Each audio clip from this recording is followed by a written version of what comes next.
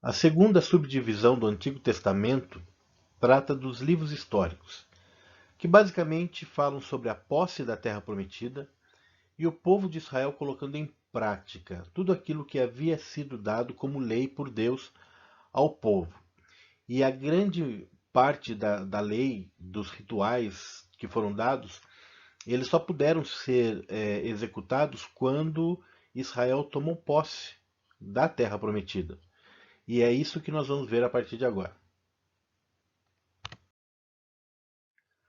Os livros históricos, então, eles são 12 livros da nossa Bíblia, que vão de Josué até o livro de Neemias. Estão basicamente em ordem cronológica. Nós vamos ver detalhes sobre essa ordem cronológica. E o livro de Neemias, ele seria então o último livro do Antigo Testamento. O que nós vamos ver a seguir em relação aos livros poéticos, aos profetas maiores e aos profetas menores, eles fazem parte de todo esse conteúdo da história de Israel. Eles estariam diluídos no período da história de Israel.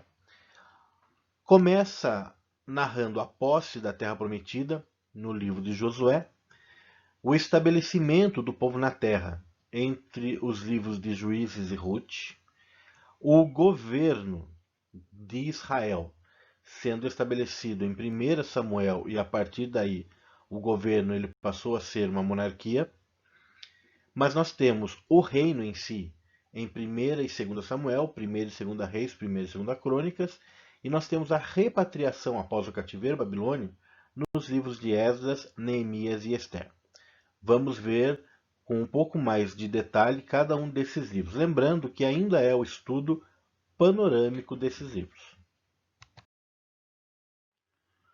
O livro de Josué. Josué é o primeiro livro histórico e ele apresenta Jesus Cristo, o capitão da nossa salvação. A chave está em Josué capítulo 1, versículo 11, que diz assim: Passai pelo meio do arraial e ordenai ao povo, dizendo: Provede-vos de comida, porque dentro de 3 dias passareis este Jordão, para que entreis a possuir a terra que vos dá o Senhor vosso Deus para a possuirdes. O autor é provavelmente Josué, que leva o nome, o livro leva o nome do seu autor, e ele é escrito após a posse de Canaã. Provavelmente em torno do ano 1400 a.C., após os primeiros 7 anos de investida na Terra. Mas nós temos histórias que vão depois desse período, e aí se continua a escrita após esse momento.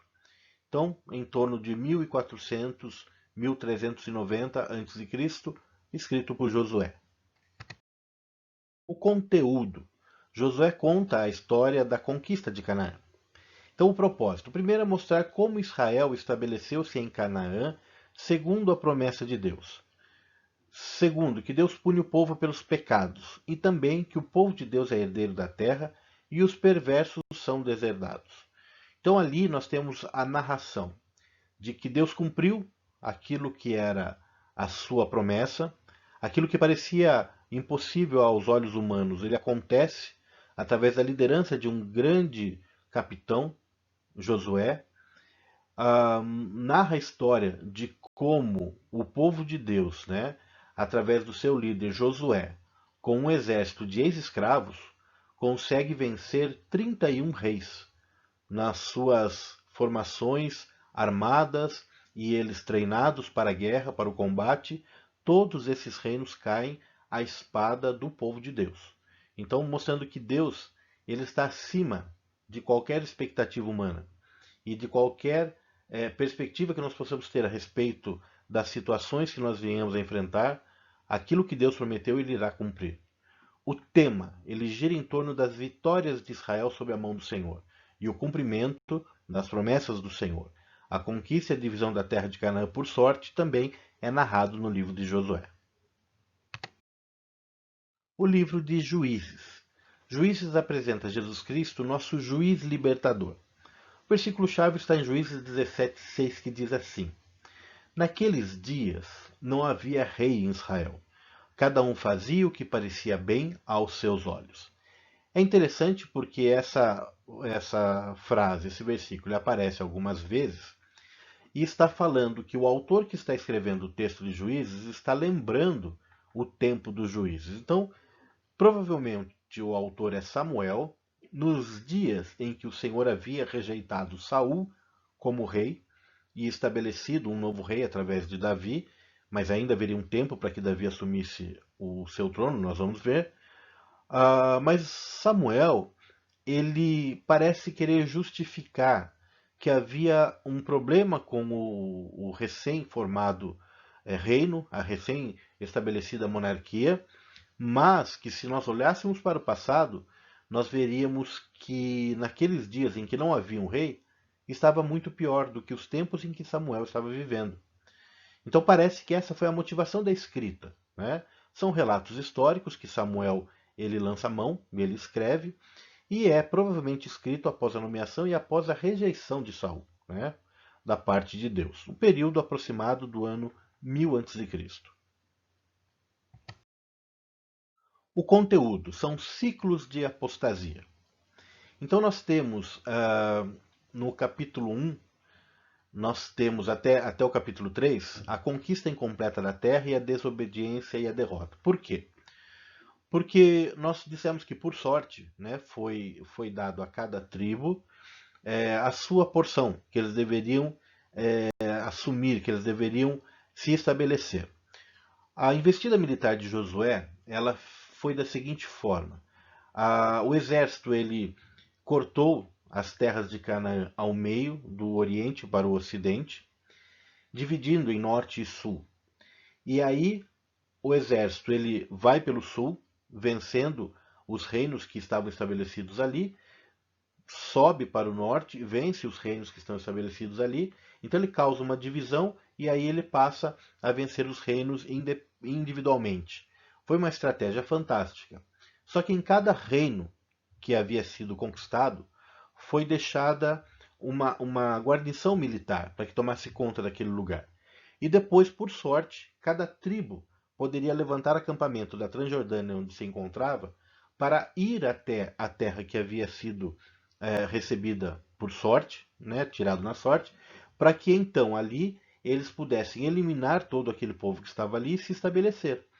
Só que nós vemos na tomada da terra que as tribos elas não eliminaram os povos que estavam ali. Deus havia dado uma ordem, ele tinha mandado eliminar homens, mulheres, crianças e animais. Isso estaria sob a responsabilidade do Senhor. O povo deveria simplesmente obedecer isso e tomar posse da terra. Por quê? Deus conhecia a fragilidade do povo de Israel e sabia que se eles deixassem outros povos ali, aqueles povos eles manteriam as suas culturas, com elas a sua religião, que seria o predominante na cultura, e então essa religião ela entraria no coração do povo e o povo deixaria de adorar o Senhor. Então o Senhor deu uma ordem muito direta. Só que as tribos elas não fizeram isso por completo. Elas deixaram pessoas viverem nas terras da conquista, deixaram pessoas escravizadas, mas vivas, deixaram pessoas que pagaram por suas vidas morarem ali na terra e passaram a dar os seus filhos e as suas filhas como casamento para os moradores da terra. E eles fizeram aquilo que o Senhor disse para eles não fazer. Por isso que nós falamos sobre a desobediência da terra e a conquista incompleta da terra. A segunda parte fala a respeito do resgate de Israel pelos juízes. Por quê? Porque como o povo ele se contaminou com outros deuses da cultura cananeia, eles passaram a esquecer do Senhor. Então o Senhor ele permitiu que povos opressores viessem a Israel e dominassem parte da terra, dominassem uma tribo num local, uma tribo em outro local, parte da terra, e ali aquela terra ela ficou oprimida pelos seus invasores. Quando acontecia isso, o povo se lembrava do Senhor.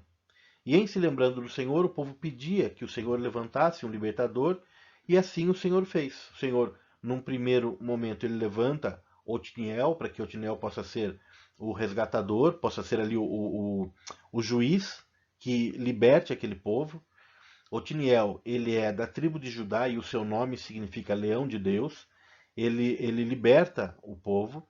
Aí, quando esse juiz ele libertava o povo, ele poderia ficar como o governante daquele lugar, até a sua morte. Então, acontecia que quando o juiz ele morria, o povo, passado algum tempo, se esquecia daquilo que o Senhor havia feito, caía de novo no pecado da idolatria. Em sendo assim, o Senhor ele manda novamente um povo opressor, o povo clama ao Senhor, aí o Senhor levanta um juiz libertador.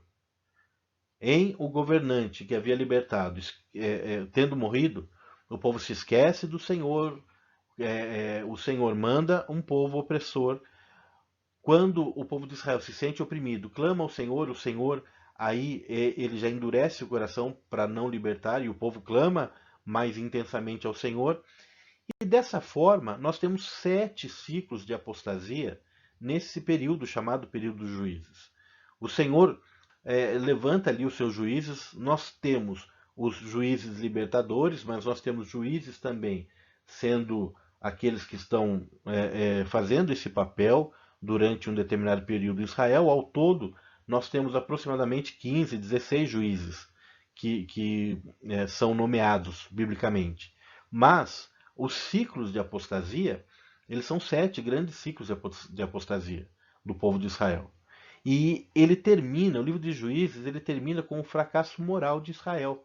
Nós temos a tribo de Dan entrando numa idolatria mesmo, ah, em relação ao seu sacerdote, ao Deus que eles deveriam servir e as coisas que eles fazem. E nós temos a guerra contra a tribo de Benjamim. São 2 momentos muito deprimentes da história de Israel. Então esse é o livro de Juízes. Narra principalmente, os períodos de apostasia de Israel por causa da desobediência e da conquista incompleta da terra.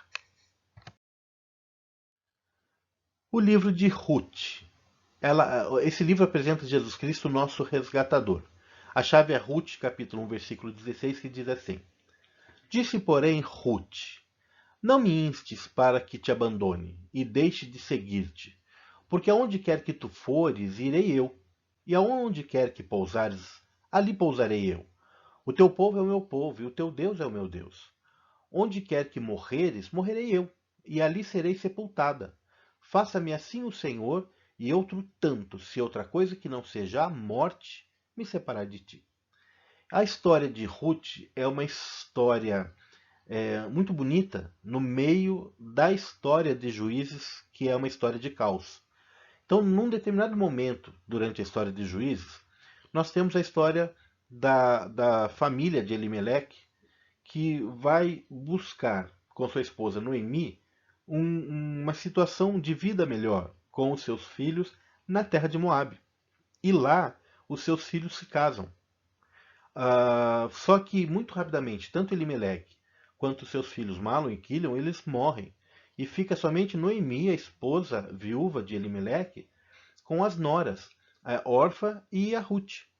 E aí acontece todo o processo de Noemi querer voltar para Israel e deixar as suas noras para que elas tentem uma nova vida, segundo a cultura e a tradição moabita, né, que elas ficassem na sua terra, porque na cultura judaica elas teriam muito pouca chance, mas Ruth não deixa a sua amada sogra e volta com ela. E é resgatada por Boaz, e quando eles têm um filho, Boaz e Ruth, o filho é o resgatador de Noemi. Né? Então é uma história de resgate. Possivelmente foi escrito pelo próprio Boaz, ou então Samuel, Natã ou Gade, que são sacerdotes na época de Davi. O período, essa história passa durante o período dos juízes. O conteúdo, Ruth fala do remidor, né? Fala do resgate, como nós mencionamos. O propósito também é interessante porque traça a linhagem de Davi, que é o progenitor do Messias. Então nós vemos que na linhagem de Davi nós temos Ruth, e Ruth ela é moabita, ela não é israelense. Ela é uma pagã, alguém que vem de uma outra terra, mas que é aceita por Deus, né? É aceita no meio do povo de Deus por Deus. Então, na linhagem do Senhor Jesus, nós temos Ruth. E Ruth, sendo moabita, ela seria uma idólatra, porque Moabe é idolatria. Ele representa a idolatria. Então, uma moabita seria uma idólatra. É interessante nós entendermos esse aspecto na linhagem do Messias, mas falando de uma pessoa que foi remida da sua condição. O tema apresenta-nos um quadro luminoso do período dos juízes em relação à fidelidade e beleza do caráter de alguns indivíduos. Então, mesmo a situação em Juízes sendo tenebrosa, nós temos pessoas ali fiéis ao Senhor e que recebem do Senhor aquilo que buscam por causa da sua fidelidade. Palavras-chave, exatamente amor e fé. Personagens principais, Ruth, Noemi e Boaz. A esfera de ação, o livro abrange um período de 10 anos, provavelmente na época de Gideão, no período dos juízes. 1 Samuel apresenta Jesus Cristo, o nosso Rei. A palavra-chave, o versículo-chave está em 1 Samuel, capítulo 8, versículos do 7 ao 9, que diz assim: E disse o Senhor a Samuel: Ouve a voz do povo em tudo quanto te dizem, pois não te tem rejeitado a ti, antes a mim me tem rejeitado, para eu não reinar sobre eles. Agora, pois, ouve a sua voz, porém, protesta-lhes solenemente e declara-lhes qual será o costume do rei que houver de reinar sobre eles. Então nós entramos aqui em 1 Samuel num período de transição entre o governo teocrático e o governo monárquico. A troca que o povo pediu para fazer entre um rei soberano espiritual, mas que eles não tinham contato, e um rei físico, como as outras nações ao redor tinham. E eles pediram essa troca. Eles pediram para ter um rei fisicamente que estivesse ali entre eles, desprezando, de certa forma, a presença de Deus, como sendo o rei, né? O Senhor Deus como sendo o rei.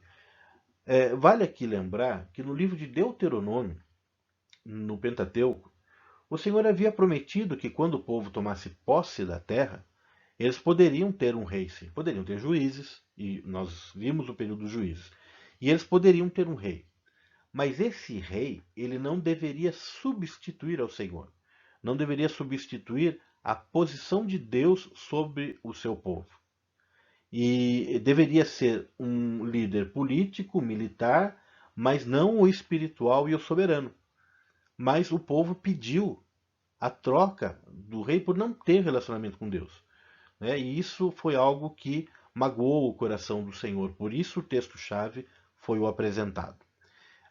Ele é escrito durante a transição teocrático-monárquica, no período aproximado do ano 1080 a.C., por Samuel, por Natã e por Gade. E por que nós dizemos esses três autores? Porque Samuel ele vai morrer no primeiro livro que leva seu nome. São dois livros de Samuel, 1º e 2 Samuel, mas na metade do livro de 1 Samuel, um pouco depois da metade, Samuel morre. E então nós temos o texto continuado até o fim de 2 Samuel. Então provavelmente é escrita dos sacerdotes daquele momento, Natã e Gade. O conteúdo. Ele fala de Samuel, fala de Saul e fala de Davi. Ou seja, o último dos juízes, Samuel, e o primeiro rei de Israel, Saul, o rei escolhido pelo povo, e o primeiro grande rei de Israel. E o grande rei de Israel, se nós não colocarmos Jesus Cristo como rei de Israel, né? Davi, o homem que foi escolhido por Deus segundo o coração de Deus, né? O homem que tinha o coração segundo o coração de Deus.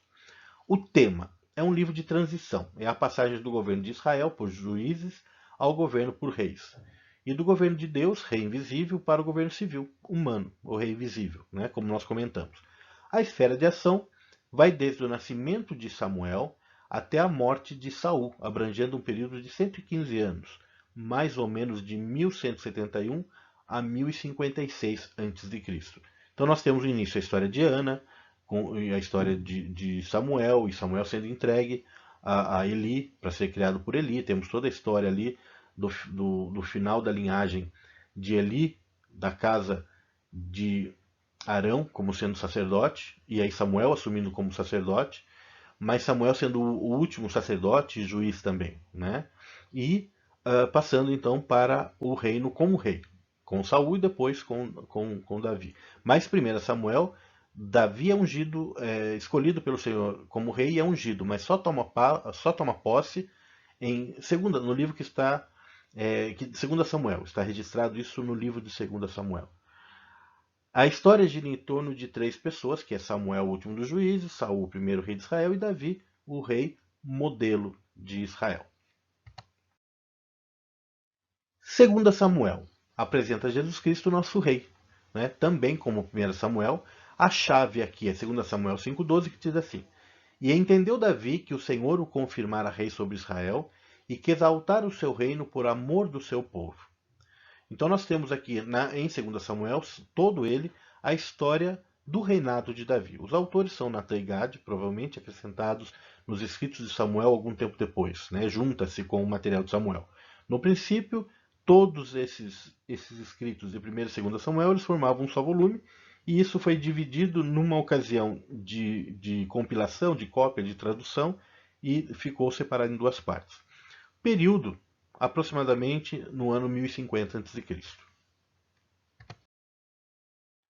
O conteúdo, como nós dissemos, ele fala de Davi. O propósito segue o do primeiro livro de Samuel, que é relatar a história do início da monarquia em Israel. Né? Se concentra em torno da figura de Davi, homem segundo o coração de Deus, homem que pecou, mas reconheceu seu erro e confiou no Senhor de todo o seu coração. Então fala do início do reinado de Davi, unindo o povo de Israel, ele reinando, ele expandindo e tomando de volta muitas coisas que haviam sido perdidas no reinado de Saul, estabelecendo-se como um rei, tendo ali, num determinado período, um período confortável no seu reino, e aí acontecem alguns problemas que são narrados, e no final da sua vida mostrando como seria uma transição e quem seria o próximo rei. Então, o livro todo fala a respeito do reinado de Davi.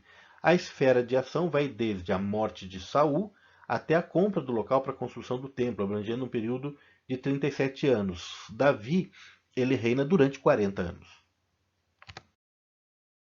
1 Reis apresenta Jesus Cristo, o nosso rei. A chave é 1 Reis 9, do 4 ao 5.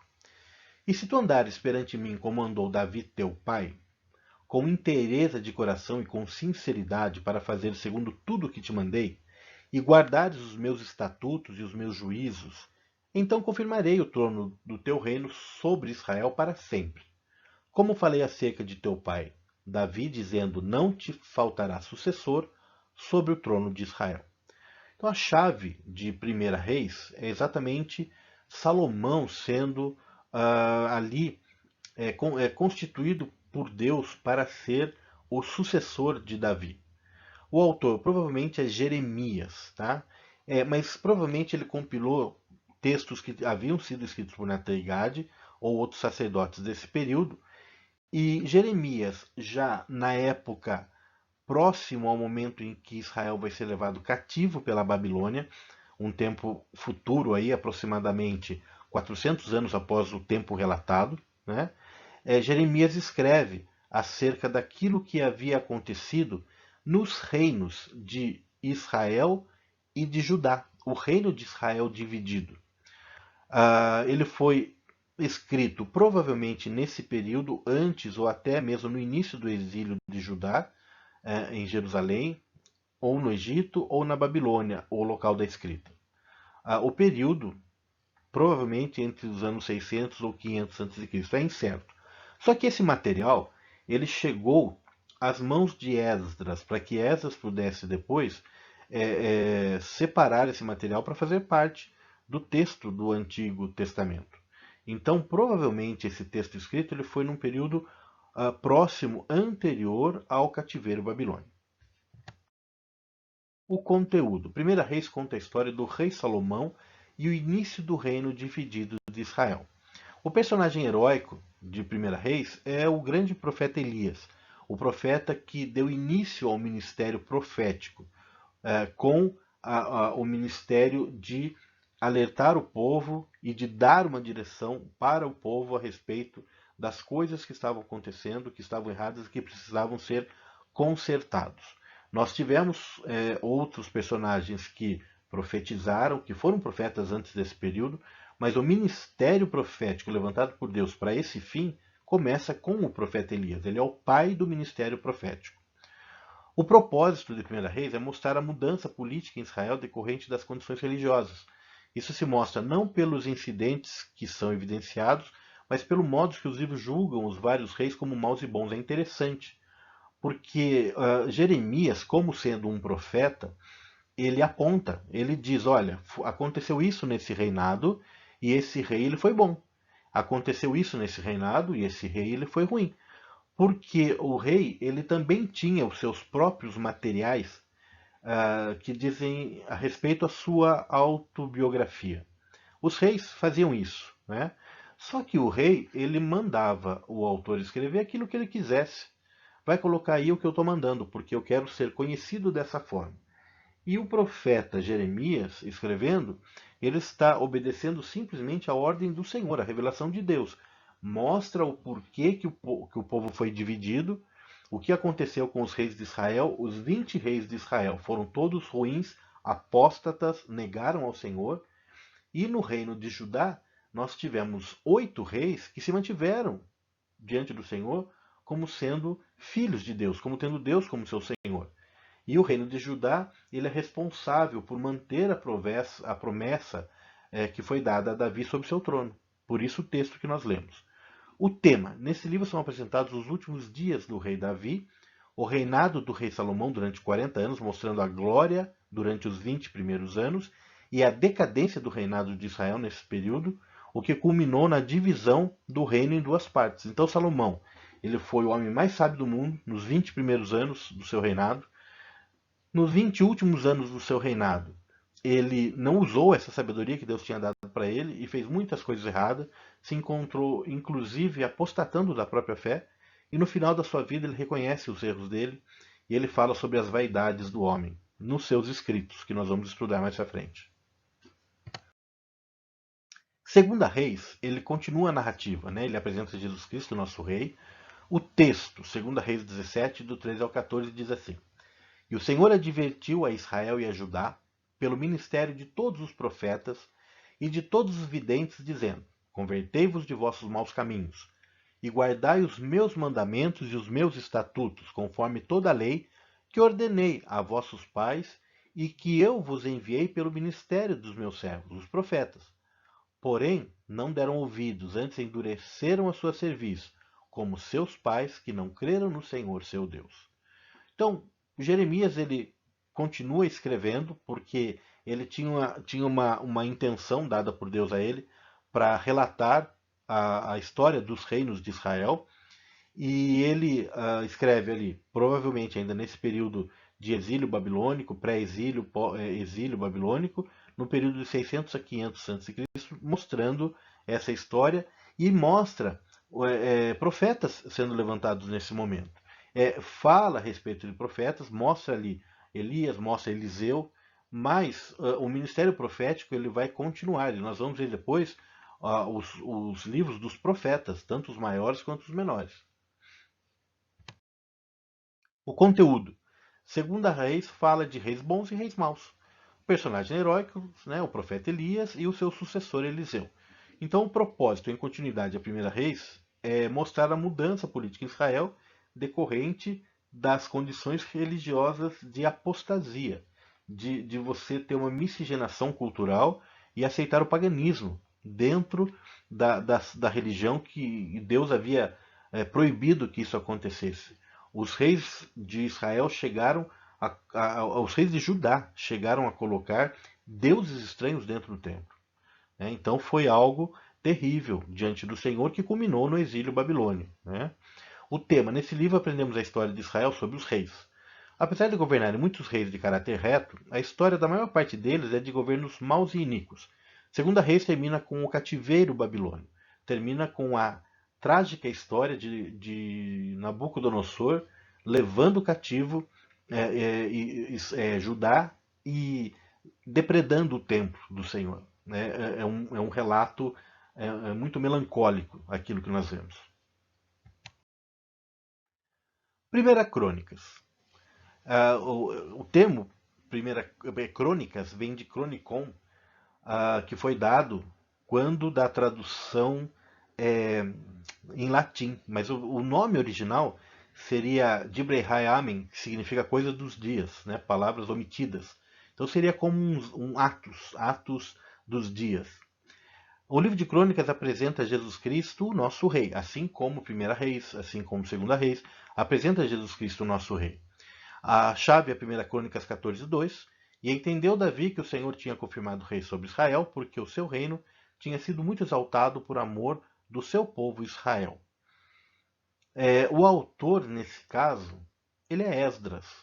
Já nos tempos em que ele, Esdras, era responsável pelos assuntos de Israel na corte persa, no período de 450 a 400 a.C., que é o período que é imediato à repatriação de Israel, o povo voltando a, a Jerusalém e à Terra Prometida, aquilo que havia sobrado de Israel após o cativeiro. O conteúdo. Crônicas repete muitas histórias narradas em 1ª e 2ª Reis. O propósito de 1ª e 2ª Crônicas parece ser religioso, ao contrário de 1ª e 2ª Reis, que é histórico. A ideia é a seguinte, é que Esdras ele vai ajudar o povo a voltar para a Terra Prometida, ele mesmo vai voltar para a Terra Prometida num segundo momento de volta do povo para lá, e ele vai levar os textos que mostram o porquê que eles estão lá. O que aconteceu? Quem são os antecessores deles? E por que o Senhor foi misericordioso com o povo? Então, Esdras, ele tem os relatos de 1ª e 2ª Reis, mas ele vai falar especificamente a respeito dos reis de Judá, daquilo que é uma promessa de Deus sendo cumprida na vida deles. Então, esses livros, né, que seriam coisas omitidas, porque eles fornecem informações que não se encontram no livro dos reis, é exatamente a revelação de Deus a respeito dessa volta, do porquê que eles estão lá e como eles deveriam se portar diante do Senhor. Então Esdras ele é o responsável por pegar todo o material que Nabucodonosor havia levado para a Babilônia, todos os relatos, todos os papiros escritos, todos os pergaminhos, ele é responsável por pegar todo esse material, levar junto com as pessoas que iriam com ele de volta para a Terra Prometida, mas traçar uma linha, né, de bênçãos de Deus, de promessa e cumprimento de Deus para o povo, para que o povo seguisse. Então o povo continuava tendo as leis do Senhor, continuava tendo a história dos juízes e as histórias dos reis, mas teriam ali uma linha compilada daquilo que é a vontade de Deus em relação ao trono, ter um sucessor da linha de Davi no trono, né? Um herdeiro de Davi no trono. E eles estavam recebendo a restauração desse trono. A esfera de ação do livro de 1ª Crônicas é desde a morte de Saul até a posse de Salomão, abrangendo um período de 40 anos. Fala em 1ª Crônicas a respeito de Davi também. Né? Fala sobre a morte de Saul, fala sobre Davi e a posse de Salomão. 2ª Crônicas, também coisas do dia, os atos dos dias, apresentando Jesus Cristo, nosso Rei, tem o texto-chave em 2ª Crônicas 7,14 que diz assim: Se meu povo, que se chama pelo seu nome, se humilhar e orar, e buscar a minha face e se converter dos seus maus caminhos, então eu ouvirei dos céus e perdoarei os seus pecados e sararei a sua terra. Então é o Senhor dizendo que o povo poderia até sofrer com consequência de atos ruins, e o Senhor liberar a maldição que era decorrente dessa desobediência sobre eles, mas que o povo, se o povo voltasse para o Senhor e clamasse ao Senhor, o Senhor teria misericórdia do povo. E é por isso que o povo ele está saindo de um cativeiro e voltando para a sua terra. Né? Então, Esdras continua essa narrativa, ele escreve nos tempos em que ele era responsável pelos assuntos de Israel, na corte persa, no período já imediato à repatriação de Canaã. Crônicas repetem muitas histórias de 1ª e 2ª Reis, falando especificamente da questão religiosa, cultural, né? E trazendo revelações novas do Senhor. A esfera de ação, desde o reinado de Salomão até o decreto de Ciro, abrangendo um período de 480 anos, de 1016 a 536 a.C.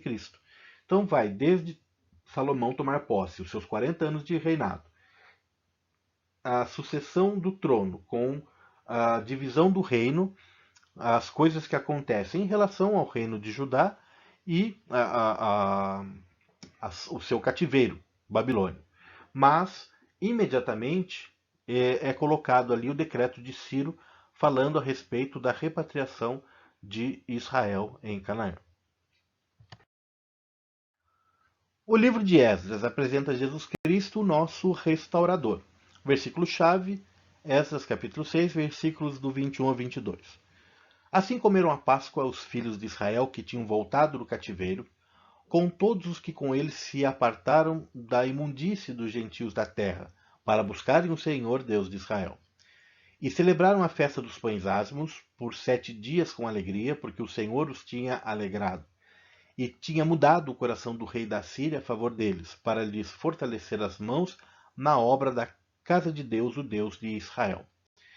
Então nós temos Esdras escrevendo o livro que leva o seu nome, a respeito daquilo que é o momento da repatriação de Canaã.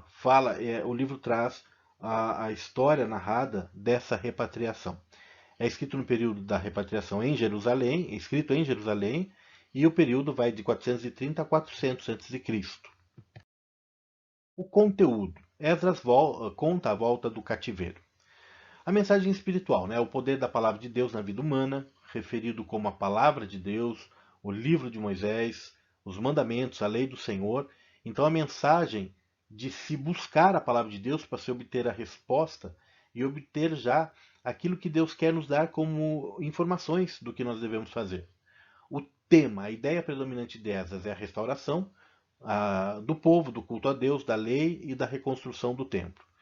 A esfera de ação desde a volta da Babilônia até o estabelecimento na Palestina, abrangendo um período de 79 anos, mais ou menos de 536 a 457 a.C. Então, com Esdras, nós teremos a volta do povo a Jerusalém. Toda a grandiosidade de Israel ela vai se limitar a uma pequena cidade, a cidade de Jerusalém, mas ao povo que havia voltado do cativeiro. Então toda a majestade, toda a grandiosidade havia acabado. Mas o Senhor iria restaurar essa nação. Porém, nós temos ali uma quantidade de remanescentes que é uma quantidade pequena em relação àquilo que Israel já tinha sido. Né? E nós temos com Esdras, então, a restauração do culto. Porque com Zorobabel e depois com Ageu e Zacarias, nós temos a restauração do templo.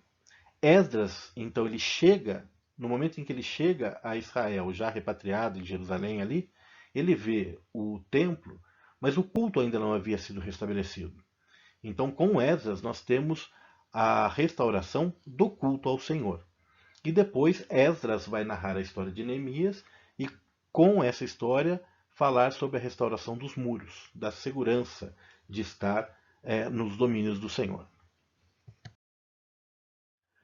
O livro de Neemias apresenta Jesus Cristo, nosso restaurador. A chave é Neemias 6, do 15 ao 16. Acabou-se, pois, o muro aos 25 do mês de Elul, em 52 dias. E sucedeu que, ouvindo todos os nossos inimigos, todos os povos que havia em redor de nós temeram, e abateram-se muito os seus próprios olhos, porque reconheceram que o nosso Deus fizera esta obra. Então Esdras ele narra a história de como Neemias foi usado por Deus para restaurar os muros de Jerusalém, porque o povo estava repatriado, mas estava sofrendo por ataques constantes, saques constantes, não tinha uma segurança porque era uma região que estava aberta. Então Neemias é levado por Deus e em 52 dias ele cerca o povo de Deus, ele cerca, faz os muros de Jerusalém. E ali nós temos então uma fortificação, uma simbologia de segurança, de domínio, né, que foi restabelecido. Período de escrita aproximado entre 430 e 400 a.C. O conteúdo. Neemias conta a restauração dos muros de Jerusalém. Então o tema gira em torno da pessoa de Neemias e os temas principais são a reconstrução dos muros de Jerusalém, a repetição de certas leis divinas e a restauração das ordenanças antigas. A esfera de ação, desde a viagem de Neemias a Jerusalém até a restauração do culto no templo, cobrindo um período de mais ou menos 12 anos, de 446 a 434 a.C. Acontece que quando o povo foi repatriado, eles voltaram para Jerusalém e ainda assim houve casamento até de sacerdotes com pessoas dos povos que estavam habitando ali aquelas terras, que não eram israelenses. E a contaminação, que foi o motivo pelo qual o povo foi escravizado, porque se deixou levar pela idolatria, que é a cultura religiosa dos povos que estavam agregados a eles, isso estava voltando de novo. Então, quando Neemias chega, quando Esdras chega e vê essa situação, ele chora muito. Ele vê o que tinha acontecido e ele tenta convencer aquelas pessoas pela, pelo convencimento da vontade de Deus, daquilo que é uma história contada e que deu errado. Então ele tenta convencer o povo através desses argumentos. Não dá certo. Quando Neemias volta e ele vê aquela situação, ele fica muito irritado e ele briga. Ele parte mesmo para um ataque físico e ele manda que se mandem embora aquelas pessoas. Mas já tinham filhos que eram moços e casados e pessoas de uma idade já adulta. Mas todo esse pessoal teve que ser mandado de volta para as suas terras. E ficando ali em Jerusalém ou Israel, somente aquilo que seria mesmo uma nação pura. E houve um problema muito grande em relação a ter que fazer isso, mas isso foi feito. E então se repetem as leis para se enfatizar a necessidade disso, as ordenanças antigas são restauradas, e Deus ele para de falar com o povo a partir desse momento, porque tudo aquilo que ele precisava fazer ele já tinha feito. O que o povo precisava fazer daquele ponto em diante era ler a respeito do Senhor, da ordem do Senhor, daquilo que era através da história, através dos textos, aquilo que é a vontade de Deus e cumprir. Então ficou um ministério de ensino agora. Havia sido passado pelo ministério sacerdotal, pelo ministério profético, e o que fica agora é um ministério de ensino. Ou as pessoas aprendem com os erros cometidos, ou não têm o que fazer. Então, nesse momento é que se fala que Deus ficou 400 anos sem falar algo para o povo, mas é algo novo que ele vem a revelar.